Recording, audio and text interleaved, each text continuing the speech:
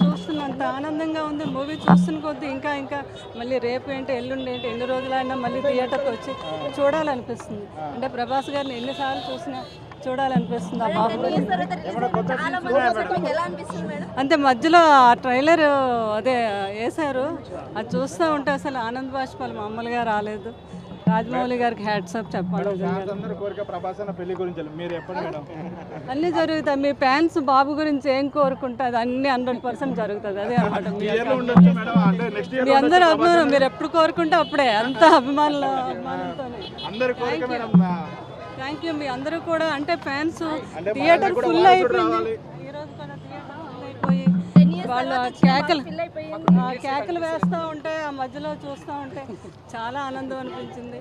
నేను కృష్ణరాజు గారు ఇద్దరు చాలా వెరీ వెరీ ప్రౌడ్గా ఫీల్ అయ్యాం. మా అబ్బాయి ప్రభాస్.